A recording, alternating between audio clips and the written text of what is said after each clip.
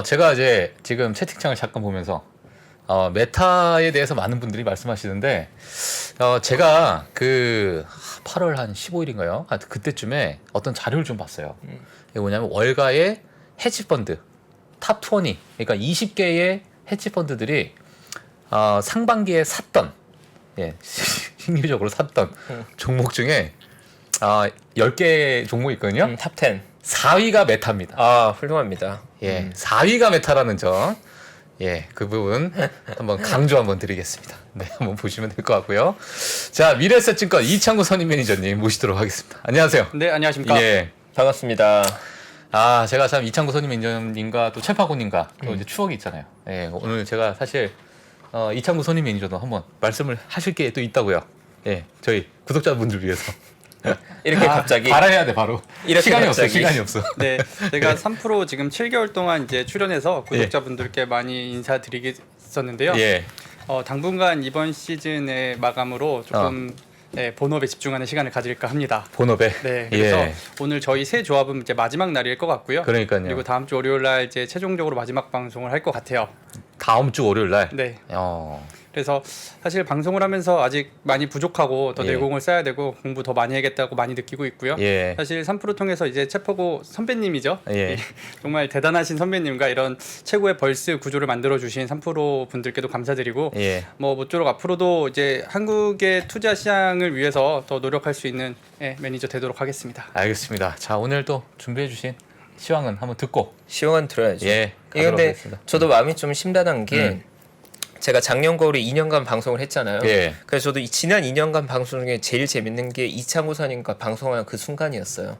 네, 댓글도 늘 폭발했었고 매회마다 시청 조회수도 폭발했었고 저 자신도 너무 몰입되고 너무 재밌었거든요. 그 조합을 사실 만들어주는데 중간에 또 박 선생님이 혁혁한 공을 했고 기획자로서 또 기능해 주셨는데 저의 이 3인 구조, 저희 삼총사가 이제 오늘자가 마지막이라는 게 정말 굉장히 슬프고. 아니 뭐 이게 시작이고요. 제가 볼 때는 이제 앞으로 다른 또 방송, 좋은 게 있어요. 또 또 모이는 여러 걸로. 방송에서 저희가 또 모이지 않을까. 그렇죠. 이런 생각이 또 듭니다.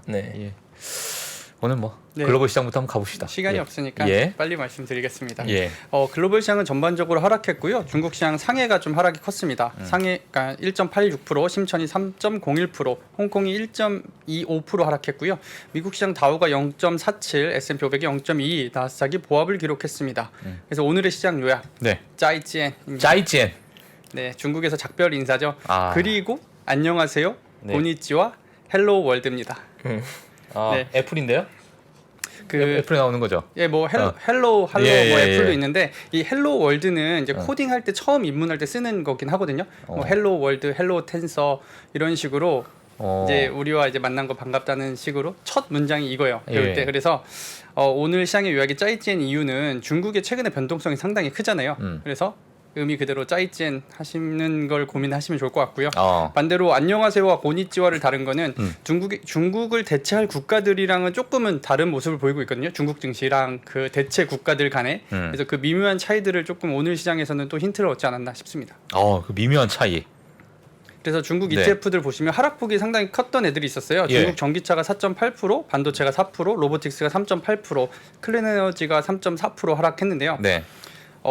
중국이 사실 되게 쉽지 않은 상황이잖아요. 근데 이 부분을 좀 말씀을 드리고 싶어요. 그러니까 우리가 몇 년 전에 무역 전쟁을 시작하고 최근에 금융 전쟁이라는 표현을 드렸는데 이번에 저는 개인적으로 끝나야 되지 않을까 싶습니다. 여기서 안 끝나면 그 다음 박자를 물리전이라고 설명을 했거든요. 근데 이제 중국이 시진핑의 3연임이 얼마 안 남았잖아요. 그래서 지금 그 전까지는 지금 갖고 있는 주도주들이 계속해서 워킹할 가능성이 있는데 그때 또 다른 변수가 등장할 가능성도 있을 것 같습니다. 또 다른 변수가 또 등장할 수 있을 것 같다.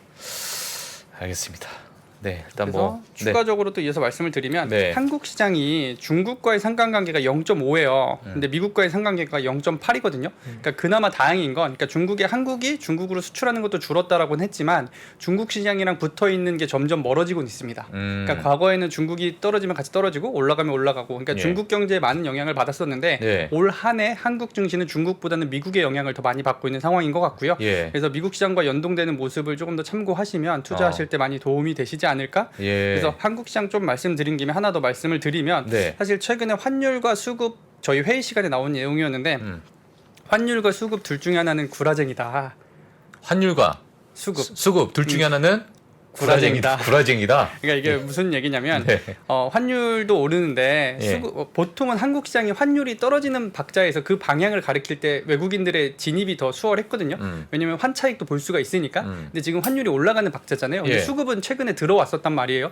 그러니까 그 얘기는 뭐냐면 환차 손이 발생할 수도 있는 가능성이 있는데 외국인의 수급이 들어왔다. 그래서 저희는 둘 중에 하나는 약간 블러빙을 치고 있다라는 표현을 썼는데 사실 환이 계속 오르면서 조금 더 진실의 영역으로 들어가고는 있었거든요. 예. 왜냐면 이 달러 강세를 받아줄 수 있는 통화가 아직까지는 안 보이잖아요. 그래서 환이 자꾸 올라가면은 수급이 가짜였나 이런 생각을 했었는데 이제 어제 제가 이제 풍선 효과 잠깐 말씀을 드렸거든요. 예. 그러니까 미국에 있는 빵이나 기술주들이 오히려 고환율, 그러니까 달러 강세로 인해서 이제 해외에 있는 매출과 수익이 이제 환차 손이 발생할 수 있다, 혹은 가이던스가 하락할 수 있다는 말씀을 드리면서 이 시총이 큰 회사들을 조금 줄이고 고환율 수혜를 볼 수 있는 그 기업들, 그리고 이 환율로 인해서 가격 메리트가 생긴 국가들에 진입을 하게 되면 상당한 이 수익률 게임에선 도움이 될 수 있다라는 풍선 효과에 대해서 말씀을 드렸었는데 네.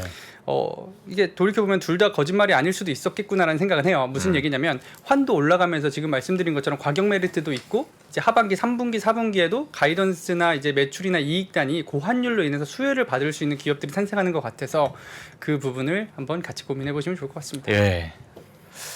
어떻게 생각하십니까? 최근에 예. 시장의 두려움에 달러가 가장 많이 나오고 있고 예. 많이도 고정관념을 가지고 있는 것 같아요. 과거의 트라우마들이 강달러 국면에서 국내 시장이 망가진 경험들이 너무나 강하게 트라우마로 잡혀 있다 보니까 예. 두려움들을 많이 느끼고 있긴 하지만 실제로 제가 만나는 스마트머니나 기관님 매니저들은 오히려 이례적인 달러의 강세가 결국 국내의 무역 수지를 크게 개선시킬 거고 국내 수출 기업들이 생각보다 굉장히 양호한 실적에 기여하면서 기대하는 것보다 좋은 그림으로 그려질 수 있다는 이야기들을 하고 있거든요. 예. 그러니까 과거처럼 위험자산 투매를 나오는 그림으로 가기보다는 힘든 구간이긴 하지만 바닥을 다지어가는 과정이 아닐까 저는 그렇게 보고 있어서 달러로 인해서 너무 많은 두려움 가지지 않았으면 좋겠다는 조언 조금 나누고 싶습니다. 알겠습니다. 네. 예. 그 한국 시장도 많이 보시잖아요. 맞아요. 셀퍼건님. 네. 예. 그 아까 이제 뭐 어떤 수급과 환율의 어떤 하나는 구라쟁이다. 그 중에 하나가 구라쟁이라고 보십니까 혹시? 그렇지 않게 보고 있습니다. 그렇지 않게 보고 네. 있다. 네, 저도 이제 마지막 결론을 예. 둘 다 진실일 수 있다 이렇게 표현을 드렸던 게 사실 예. 수급이 계속 들어오는 게 환율만 봤을 때는 이게 왜 이 타이밍에 이렇게 들어오지라고는 했는데 그만큼 어느 기준선 위로 올라간 환율에서는 가격 메리트가 상당히 발생할 수도 있는 것 같고요. 네. 그러니까 가장 중요한 건 우리가 이제 미국 기업들 실적을 보면서 가이던스가 중요하다라고 표현을 계속 드렸는데 이렇게 계속 환율이 올라가다 보면 수출 기업들, 그러니까 중국 매출이 거의 없고 미국 매출이 많은 회사들은 더 이득을 볼 수는 있거든요. 그렇죠. 예, 그래서 그 부분도 같이 참고해 보시면 좋을 것 같습니다. 예, 알겠습니다. 일단 그런 부분 한번 같이 보시면 될 것 같고요. 자, 오늘 또 저희 시황 중에 가장 중요한 이야기로 좀 해주시고 예, 조금 그러면 개인적인 오늘의 질문 시황을 가겠습니다. 짧고 굵게 해드릴게요. 네네. 어제랑 너무 비슷하긴 해서 일단은 그 미국과 중국의 갈등이 더 깊어진다라는 내용들이 많았던 것 같고요. 예. 그러니까 미국 의회에서 중국 경제 입법을 견제하는 입법을 강화하는 것 같습니다. 그래서 국방부의 중국 통합 대응팀을 신설을 추진했고요. 반사드 보복법을 제정하기 위한 작업에 돌입했습니다. 그러니까 지금 중국이 사드 배치를 하면은 막 보복을 했었잖아요. 그러니까요. 근데 이 법안이 나온 게 뭐 대만 이슈도 최근에 있었지만은 그것도 있을 것 같아요. 과연 미군이 대만에 들어갈 것이냐, 혹은 대만에 사드도 배치할 것이냐 이런 이슈도 있을 것 같고요. 예. 그러니까 미리 선제적으로 미국에서 나서는 움직임이고 또 어제도 이제 러시아 같은 경우는 평화 협상은 없다라고 이제 말한 것처럼 미국은 또 이번 그거에 맞서서 우크라이나에 4조 원 추가 군사 지원을 했고요. 그래서 중장기 방어 태세에 초점을 맞춘다고 했어요. 중장기, 그러니까 결국엔 전쟁은 단기에 끝나지 않을 것 같다는 이슈일 것 같고요. 예. 그리고 천연가스 역시 최고치 부근에서 계속 움직이는 것 같고, 어제는 사우디가 이제 유가가 하락하면서 감산을 할 수 있다라고 했는데 이번엔 동맹국까지도 같이 언급했습니다. 사우디와 동맹국 감산 가능성이 높다고 하고, 사실 이 유가가 이제 같은 80불 같은 90불이 아니죠. 달러가 강하니까. 그렇죠. 그러니까 유가를 표시하는 가격은 달러인데 달러가 강하다라는 거는 같은 가격일지언정 상대적으로 더 비싸다는 얘기거든요. 그러니까 그 미국 외 국가들이 그 기름을 사기 위해서는 그동안 그 페트로 달러라고 해서 달러로 거래를 했어야 되잖아요. 그러니까 더 많은 돈이 드는 겁니다. 그러니까 어제 말씀드린 것처럼 한국의 경상수지 적자는 여러 가지 뭐 이유들이 있겠지만은 그 에너지 수입에 대한 원가가 올라가기 때문에 그것도 영향이 없진 않을 것 같거든요. 그러니까 달러 강세와 에너지 강세는 같이 나타나고 있다. 이게 중요할 것 같고 반대로 이제 자원이 많은 국가들 호주나 브라질 통화는 선방 중에 있습니다. 그래서 환율에는 많은 힌트가 들어있는 것 같고 부동산 뉴스도 하나 전달드리면 미국의 7월 신규 주택 판매가 2016년 이후 최저치 수준으로 급락을 했고 그 진로우라고 이제 미국에서 부동산 테크, 프롭테크 기업인데 미국의 집값이 12년 이후 처음으로 하락했다라고 했습니다. 그리고 중국에서도 부동산 이슈 있으니까 이것도 같이 살펴보시면 좋을 것 같습니다. 정말 핵폭탄급 안 좋은 뉴스들이 다 가지고 나오셨습니다 오늘 이창구 선임 매니저님. 부동산은 사실 또 후행적으로 계속 지금 안 좋아지고 있는 상황이잖아요. 이게 뭐 장기로 좀 갈 가능성이 있겠죠 지금. 뭐 금리 상승기니까 결국에 어제 이제 기술주 반등 설명드리면서 금리의 영향이 가장 크다라고 말씀을 드렸는데 부동산 역시도 금리 영향을 많이 받는 섹터다 보니까 우리가 부동산에 대한 전망을 한다기보다 금리를 조금 더 살펴보시면 방향이 좀 더 보이지 않을까 싶습니다. 알겠습니다. 전쟁도 끝날 기미가 지금 아직은 보이지 않는다. 네, 이렇게 좀 정리를 좀 해주셨네요. 사실 오늘 이제 저희 또 최파고님과 이창구 선임 매니저님과 함께 뭐 앞서서 이제 많은 저희 특집 토론을 좀 했었고 투자 뭐 전략에 대해서도 좀 얘기를 했는데 저희가 오늘 이제 마지막 같이 이제 3명이 조합이기 때문에 제가 조금 궁금한 또는 이제 저희 시청자분들 지금 내가 주식을 또는 시장에 대해서 좀 공부를 하고 싶은데 뭐부터 시작해야 될지를 모르시는 분들이 있을 것 같아요. 그러니까 지금 뭐 3%를 지금 보시는 분들은 또 3%를 통해서 많은 이제 인사이트를 좀 얻고 계시겠지만 개인적으로 내가 가지고 있는 시간을 또 어떻게 효율적으로 처음에 공부를 했는지 최파고님도 사실 애초에 대학생 때부터 아예 그냥 지금 하시는 일을 찍고 들어오셨다고 하셨잖아요. 맞아요. 아예 목표를 가지고. 네. 그때 처음에 그 공부를 시작했을 때 어떻게 시작하셨는지 이런 게 좀 궁금하더라고요. 그래서 지금 아마 초보분들도 많이 계실 거고 그런 부분을 또 궁금해하시는 분들이 좀 있으니까 그런 부분 한번 저희가 같이 잠깐이라도 좀 얘기하는 시간 가져보도록 하겠습니다. 최파고님 먼저 얘기 한번 해볼까요? 네. 일단 뭐 저도 이제 약간 아쉬움이 있는 게 그동안 그 이창구 선임하고 제가 추억이 너무나 많고 같이 한 시간이 즐거웠는데 저도 어떻게 보면 이제 이창구 선임과 같이 방송한 거 마지막인 거잖아요. 그렇죠. 네. 뭐 많은 분들 물어봐 주시는데 일단 저는 조금 더 자리를 지키게 될 것 같고요. 네. 박 선생님과 이제 이창구 선생님과 3명 같이 한 건 올 마지막 날이라 저도 약간 감회가 좀 새로운데 일단 투자에 있어서 저는 이제 클래식이긴 하지만 워렌 버핏이 스스로 말하기를 본인의 투자 인생의 가장 중요한 변화가 벤저민 그레이엄의 현명한 투자자를 만나고 투자 인생이 바뀌었다, 인사이트를 얻었다, 깨달음을 얻었다는 표현을 많이 쓰거든요. 저 역시도 투자에서 방향성을 올바르게 가게 됐던 건 결국은 월가의 구루들의 책을 통해서 저는 방향성을 설정했던 거고 그게 가장 도움됐던 것 같거든요. 근데 기본적으로 투자에 있어서는 우리가 많은 인풋을 해줘야 되는데 문제는 투자 관련 많은 인풋들이 좋은 퀄리티의 인풋들이 그렇게 많지 않은 것 같아요. 특히나 요즘은 정보가 너무 많아졌고 데이터가 너무 많아졌고 스타일이 너무 다양해지다 보니까 양질의 인풋을 넣기가 굉장히 어려운데 제가 권하는 건 우선 1순위로 넣어줘야 될 인풋은 기본적으로 구루로 인정받는 분들이 책을 읽는 게 가장 중요한 것 같고 저는 기본적으로 자본주의 역사가 어쨌든 미국에서 태동했기 때문에 미국의 구루들 특히나 이미 클래식에 가 있는 고전에 가까운 책들 읽는 게 저는 좋다고 생각합니다. 그래서 양서로 고르는 기준들이 여러 가지가 있겠지만 제가 가지고 있는 가이드라인은 그래도 적어도 20년, 30년 이상의 투자를 가지고 있는 대가들이 본인의 인생을 걸고 낸 책들이 한두 권씩 있거든요. 대가들은 책을 그렇게 많이 쓰지 않습니다. 하워드 막스 같은 인물도 국내에 소개되어 있는 책은 2권 정도밖에 없고요. 레이 달리오 역시도 사실 원칙이 대표작이라고 볼 수 있을 것 같고 뭐 워렌 버핏이나 찰리 먼건은 본인이 직접 쓴 책은 없습니다. 물론 워렌 버핏 같은 경우에는 주주서한이 잘 정리되어 있기 때문에 그걸 참고하면 되겠지만 기본적으로는 대가들의 책, 대가들이 인생을 걸고 낸 대표작 한 권 정도씩은 꼭 읽어보길 권하고 싶고 감사하게 또 국내의 버핏클럽이나 가치투자연구소에서 좋은 서적들을 리스트업해서 가치투자자 추천 도서 35권 이런 식으로 정리해 줬거든요. 그러한 책 내에서 리스트업해서 책을 읽어 나가면 그걸 또 좋은 책은 10번, 20번 읽어도 되거든요. 저 역시 뭐 하워드 막스의 뭐 투자에 대한 생각 이런 책은 적어도 30번 이상 읽은 책이거든요. 그러한 양질의 인풋이 결국은 방향성의 설정에 가장 중요한 것 같고 거기에 경험이 더해지면 더없이 훌륭한 그 방향성이 될 것 같습니다. 그 책을 옆에 두고 그 책을 계속 좀 공부를 하면서 본인이 어떤 실전을 하면서 좀 비교도 좀 하고 예, 그런 것들도 적용도 하고. 네. 예. 그러니까 대부분의 영역들이 경험과 지식이 결합되면서 그게 지혜로서 쌓여지는 건데 투자는 이제 문제가 되는 건 경험치가 방향성이 잘못 설정되면 20년, 30년에도 엉뚱한 방향으로 계속 가게 되거든요. 그러니까 투자만큼 그 방향성이 중요한 게 없는 것 같고 그래서 철학이란 말이 자꾸 나오는 것 같아요. 그 철학이란 게 사실 저는 방향성인 것 같거든요. 예. 내가 무엇을 지향하고 나의 목적이 무엇이고 내가 어떠한 스타일을 가져갈 건가. 그래서 그 방향성 설정이 굉장히 중요한데 그러기 위해서는 절대로 좋은 인풋들이 많이 필요하다. 예. 그럼 아까 전에 그럼 클래식 구루들의 책을 좀 본다고 하셨잖아요. 네. 근데 이제 사실 이제 시대가 좀 변하면서 어떤 투자의 어떤 방향성이 좀 변화할 수도 있고 다양한 스타일이 또 나와서 꼭 클래식의 그러니까 예전에 어떤 그 시장에 맞는 방법이 아닌 지금에 맞는 어떤 투자 방법이 있을 수 있는데 클래식을 고집하시는 이유가 있어요? 혹시? 네.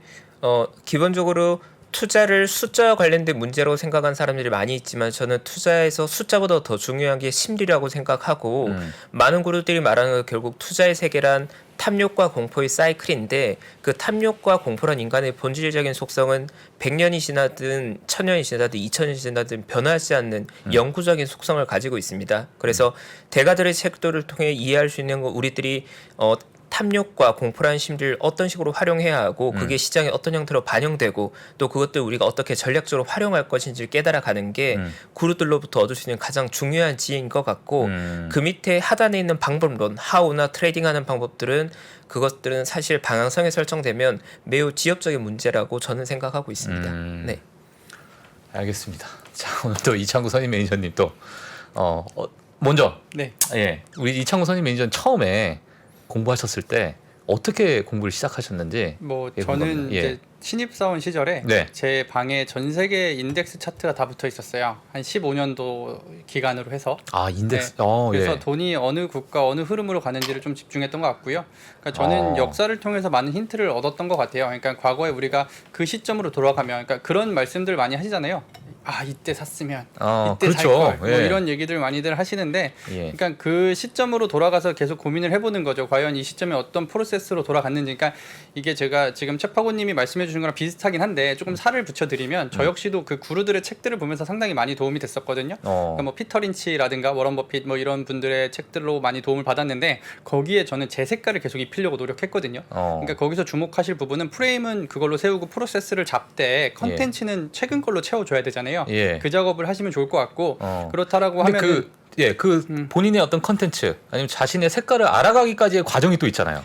이게 되게 예. 좋은 질문이시긴 한데 신입사원 때는 조금 더 트렌디하지 못했던 건 맞는 것 같아요. 그러니까 프로세스를 세우고 프레임을 세우는 과정이었기 때문에 지금 당장 시장에서 일어나는 일을 바로바로 해석할 수는 없었거든요. 그러니까 예를 들어서 우리가 책을 많이 보다 보면 책을 보는 속도도 빨라지고 이걸 해석하는 속도도 빨라지잖아요. 그만큼 이 프로세스가 강화된다는 얘기인데 투자에 있어서도 저나 최파고님은 어떠한 정보를 들었을 때 바로바로 아웃풋이 나오거든요. 이걸 살지 말지 이러한 건 어떤 패턴이 될지 예. 저희는 그런 거에 대한 훈련을 받았기 때문에 계속해서 이게 업이다 보니까 이런 훈련들을 하시는데 이제 투자에 처음을 하시는 분이나 투자의 업력이 계속 쌓아가시다 보면 어떠한 소식이나 뉴스를 접하셨을 때 그거에 대한 아웃풋이 결과값을 상당히 많이 가른다고 생각하거든요. 그렇기 때문에 계속해서 그러한 프로세스를 강화하는 훈련에서 최파고님 말씀하신 것처럼 과거의 구루들의 책들을 많이 보시는 것도 중요하고 또 하나 제가 꼭 말씀드리고 싶은 건 세상은 계속 바뀌잖아요. 결국 투자라는 거는 현재를 기준으로 미래를 유추해야 되는 건데 이 미래를 유추할 수 있는 능력은 사실 키워야 된다고 생각하거든요. 물론 확률적인 얘기예요. 이거는 뭐 누구나가 다 100% 맞출 수 없는 영역이잖아요. 예. 근데 이제 그거를 예측할 수 있는 거는 그 해의 이제 이슈들, 그러니까 사회 현상들, 뭐 이런 것들을 조금 더 해서 집중해서 보기 시작하면서 성과들이 조금 더 괜찮아졌던 것 같습니다. 계속 어떤 시장의 사이클을 조금 계속 공부를 하면서. 그러니까 변곡점이라고 하잖아요. 근데 이 역시도 저는 이거는 이래서 저랬고 이거를 그냥 막연하게 봤던 건 아니고요. 그러니까 두 가지가 있었는데 하나는 이제 써봤어요 다. 그러니까 이 시대에는 이게 유행이었고 이 시대 때는 이게 유행이었고 그리고 두 번째로는 한 10년에서 15년 정도의 그냥 모든 종목의 데이터들을 다 응집화 시켰거든요. 그래서 산출을 했습니다. 이 해에는 어떤 이슈가 있었고 돌아가 보면 그게 다 맞다. 그래서 전에 말씀드린 것처럼 13년 전후로 변곡점이 한 번 있었다라고 말씀드렸던 것도 13년. 그 전에는 이제 트렌드가 3년 가다가 그 이후에는 1년씩 같다고 말씀을 드렸잖아요. 그러니까 결국에는 이제 투자자분들이 고민을 하셔야 될 거는 책도 책대로 보시면서 또 하나는 현재의 색깔을 입히는 노력들, 그러니까 트렌드를 조금 더 받아들이는 노력들. 근데 이게 제 경험상 주니어들은 사실 조금 더 유연하게 받아들이는 것 같긴 해요. 투자에 입문하신 지 얼마 안 되신 분들, 혹은 뭐 물리적인 나이가 젊으신 분들. 근데 이제 이들은 트렌디한데 단점이 자금력이 조금 약할 수 있죠. 그리고 그렇죠. 반대로 시니어 분들은 자금력이 강하죠. 근데 이게 조금 더 닫혀 있을 가능성이 높죠. 근데 자금력이 많으면 많을수록 이게 뭔가 그때그때 대응하기가 쉽나요? 이게 어렵지 않아요? 물론 말씀하신 것처럼 저희도 투자자분들, 운용하면서 운용 자산이 작을 때보다 커지면서 좀 더 힘들긴 한데 저는 가끔 그런 생각도 해요. 워런 버핏도 하고 손정희 회장도 하는데 저희도 아직은 그렇죠. 그거에 비하면 상당히 작은 사이즈라고 생각을 하고요. 그러니까 저는 최근에 손정희 회장의 책을 다시 한번 읽었어요. 그 300년의 야망 이 책을 다시 봤는데 그때도 느꼈던 게 테러를 끊어버리는 선택들을 많이 했거든요. 그러니까 이거 아니면 안 된다라는 선택들을 많이 하셨고 그로 인해서 그 어마무시한 결과값들이 나왔다고 생각을 해요. 그래서 그런 뭐랄까요, 투자를 하실 때 돈이 많든 적든 리스크 없는 수익은 없다. 그러니까 어느 정도 내가 리스크를 감수를 해야 되는데 그 리스크를 감수할 때 확률을 높이는 방법은 이게 트렌드적으로 과연 그 박자가 맞을 것이냐.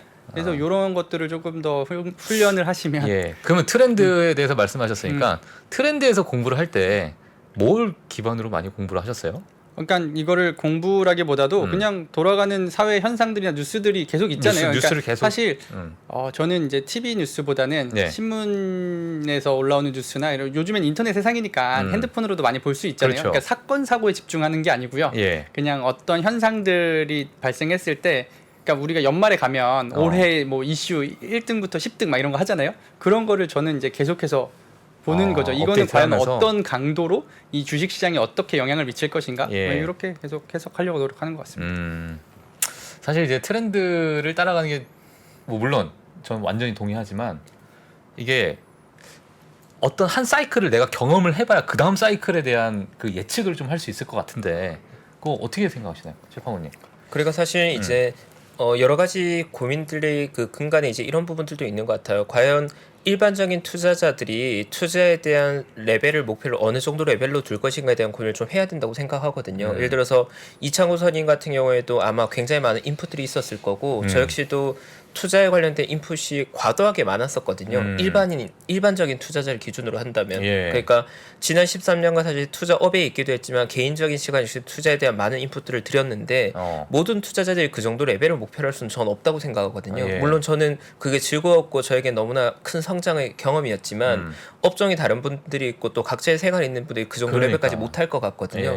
그러면 결국 그런 트렌드에 대해서 너무 디테일하고 너무 깊이보다는 핵심이 되는 메가 트렌드를 따라가는 게 저는 맞지 않을까 생각하고 있고 그러한 트렌드는 사실 이미 우리가 언론화되어 있고 우리가 흔히 접하는 단어를 조금 더 디벨롭하는 정도로 충분하지 않을까. 예를 들어서 인공지능이 메가 트렌드다. 그건 모두 다 알고 있는 거잖아요. 근데 투자자라면 그거에 대해서 조금 더 고민해 보는 거죠. 과연 인공지능이 정말 됐을 때 어떠한 기업들이 수혜를 입게 될 거고 그게 물리적으로 어느 정도의 기간 뭐 몇 년 후 이런 건 알 수 없지만 그게 5년 후 이슈인가 10년 후 이슈인가 이 정도의 감은 잡을 수 있으니까 그러한 것들도 투자의 방향성을 설정할 땐 중요한 힌트일 수 있는 거죠. 네. 그거보다 너무 깊은 수준 너무 전문가 수준까지 간다는 건 사실 대부분의 투자자에게는 저는 어렵기도 하고 잘못된 목표 설정이지 않을까 생각은 저는 하고 있습니다. 그 자료를 보실 때 저는 그게 이제 만들어지는 그 기간을 조금 생각해서 깊이를 산정을 하거든요. 예를 들어서 기사는 이제 뭐 예를 들어 특집 그냥 일반 기사가 있고 특집 기사가 있잖아요. 그럼 일반 기사보다는 특집 기사의 비중을 좀 더 높여서 보고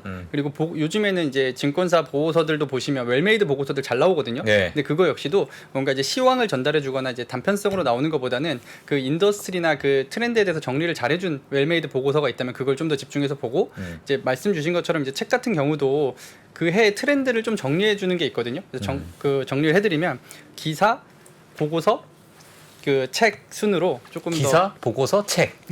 왜냐면은 그게 작성되고 쓰여지고 출간되기 전까지 기간이 훨씬 더 길잖아요. 위로 갈수록. 그러네. 그렇기 때문에 그 쓰신 분들에 대한 고민의 깊이가 더 깊을 거라 생각하거든요. 그러니까 저는 그들의 의견을 좀 더 빌리는 거죠. 그래서 그렇게 생각을 하고 사실 투자가 방법이 없잖아요. 뭐 뭐로 가도 서울만 가도 된다고. 그러니까 제가 드리고 싶은 말씀은 좀 더 즐기셨으면 좋겠어요. 그러니까 저 역시도 그리고 최파고님도 이 투자의 그런 뭐랄까 업앤다운이 있으면 재밌을 때도 있고 사실 힘들 때도 있잖아요. 이제 구독자분들도 마찬가지실 예. 텐데 그 역시 모두 사실 인생이랑 많이 닮아 있다고 생각하거든요. 뭐 세몽지마라는 말도 있듯이 예. 그 모든 그 투자에 있어서 감정들이 이제 계속해서 나오는 것들을 조금 더 겸허하게 받아들이시고 진행을 하신다라고 하면 투자에서 많은 얻어가실 수 있을 게 더 많지 않을까. 예, 알겠습니다. 아유, 너무 재밌습니다. 이렇게 같이 얘기하는 게 너무 재밌는데 자 오늘 또 마지막.